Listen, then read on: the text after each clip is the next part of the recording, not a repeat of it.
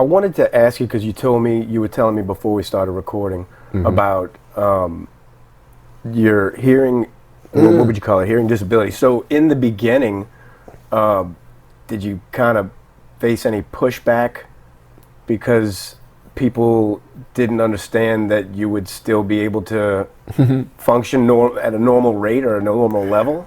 There's a whole story to that. Sure. There's a whole story to that. So my hearing loss happened when I was very young. I had spinal meningitis. Okay. The good thing it didn't kill me. Right. Right, but it damaged the nerves in my ear. Okay. The fluid. And I found out that once the hearing nerves are gone, they're gone. There's no growing back. There's nope, they're gone. Never to come back. Okay. So I've had this hearing since I was 18 months old. It's been like this. Gotcha. And I remember growing up, so this is a story now. Sure. So I remember growing up, and there will be instances when I've had severe vertigo. And I'll be like, I don't know what's wrong. I'm not sick. I don't have a fever. I just have severe vertigo right now. Yeah. And it was during those puberty time periods, really. And the doctor would say, it's probably because of your imbalance in your hearing. It's your brain is just not able to it's all correct it all the time. I've had only one bout of that since I turned 23 or so. So I only had one bout of that severe vertigo. Great. But when I was 12, 10, 7, it would make me throw up. Oh, wow. Like, it was severe vertigo. Yeah. I just couldn't. It's like, I can't see straight. I cannot see straight right now. Everything is just, So that aside, the hearing loss. So I've had it for a long time. And I had a speech impediment. Gotcha. I think most people don't realize I'm hearing impaired unless I tell them. Because 10 years of speech therapy, I remember distinctly, I tell this story a lot, but I remember being in the hallway when I was a kid in the St. Bernard projects, and it was a hot day, and I wanted a frozen cup. And I said, Mom, can I have a quarter? And she was like, you want some water? Speech impediment. Right. So when I was a kid, so I didn't talk a whole lot when I was a kid. And nobody really knew I had a hearing impairment. Except, the teachers and stuff. So the teachers but nobody really knew. Right. And nobody else really knew. And did it occur They knew to I you? had a lisp. Yeah. But they didn't know I was hearing impaired. And that the hearing, it was because I was hearing impaired that I had the speech impediment. Gotcha. Yeah. And now they don't recognize it because all the years of speech therapy. Right. Speaking the sounds that I can't hear. Sure. And it for everybody listening or watching, it was just in part. It was a partial hearing loss. It's partial, yeah. So it's a range of hearing loss. It's left and right ear. With both ears open, I actually hear about normal. About normal for anybody living in a big city. Sure. So it's medium to low hearing loss in the left ear, so I can't hear whispers. Okay. In this ear. It sounds like static if somebody whispers in my ear. I'm like, I can't understand. It sounds like it sounds like bullcrap. Right. And it's high frequency loss in the right ear. Yeah. So if I'm listening to a clarinet in the upper range, I might hear it, but more chances are I won't. Yeah. Because it's gone. Yeah. Not to be heard. I know that when my alarm goes off, if I'm sleeping on my right side and that alarm is high pitched, I will not wake up. Yeah. Because, if I'm sleeping on my left side rather, because I can't hear those high frequencies in this right ear. Gotcha. How does that translate into what I have a tendency to play on saxophone? Do you prefer the lower notes? I do. Yeah. I do, even though the alto sax in particular doesn't go up that high. Even at its extremest range in altissimo, it's like C6. Sure. So it's not that high. Right. Anything above that, then it gets a little, I can't really, like D7, I can't hear that note. Yeah. So, you're composing music, correct? A little bit, yeah. So do you find that you have a tendency to dwell in the lower octaves of the sax when you're writing music? I can't say I have tendencies yet. I don't write enough. Okay, fair enough. But I do love the lore. I love the. I mean, I play this baritone sax, which is sitting over there. You know, and I love playing the baritone sax. I love the low range. Yeah. That's funny. I do love the low range. Yeah. Not only that, but you know, with low range, you get all the subharmonics and the overtones. Sure. So it's just, I don't know. I love the low range. Yeah. I love the low range. So to back us up a little bit, you're in college now, and you're playing in the college band. Did you start as soon as you got there? And where was it again? I'm sorry.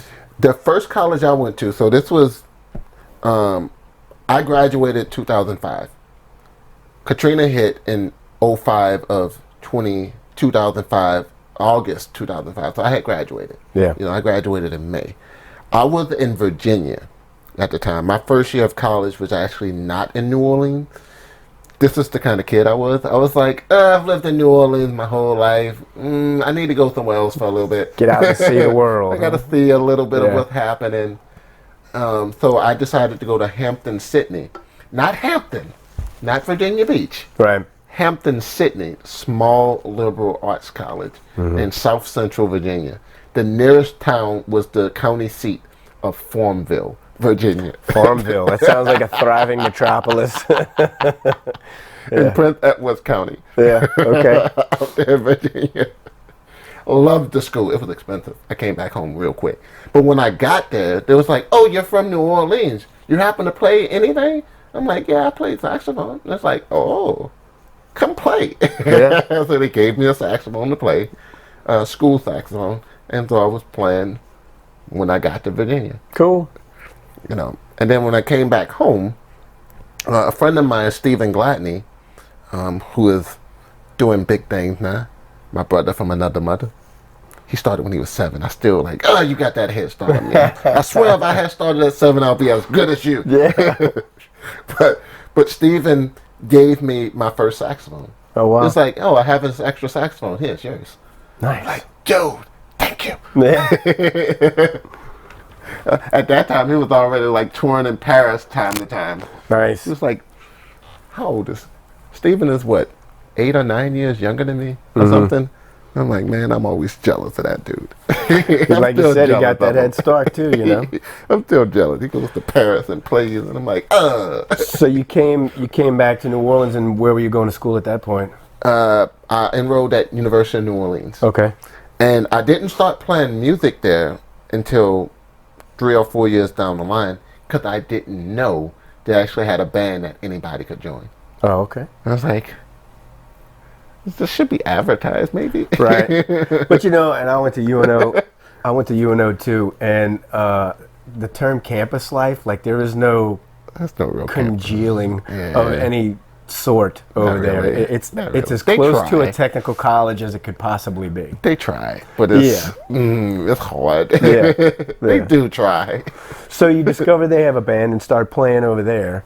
And at what point do you start to join bands outside of the scholastic system? One, I wasn't good enough. So for me, it was just for my own purposes. I remember wanting to get better at. So when Stephen gave me that saxophone in 2006, I remember wanting to get better. Right. So I remember buying method books, you know, practicing stuff, just all the stuff on my own. And 07, 08, I was substitute teaching from time to time. So I would go into these schools and be like, yo, band director, can I practice in here? I'll help out your students a little bit, teach them a little thing or two. And so I started doing stuff like that to try to get better at playing. And eventually, I did start playing. Nope, it was the college band came first.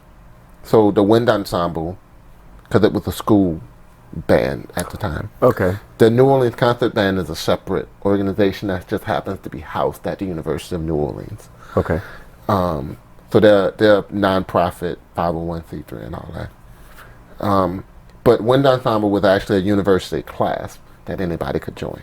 So I started that first in 2009, I want to say. Mm-hmm. It's been so long.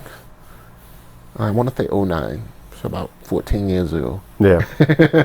Now this is something that existed previously that you joined into. Yeah, I just joined into that. Okay, gotcha. Because they were just inviting people to come play. I'm like, I play sax.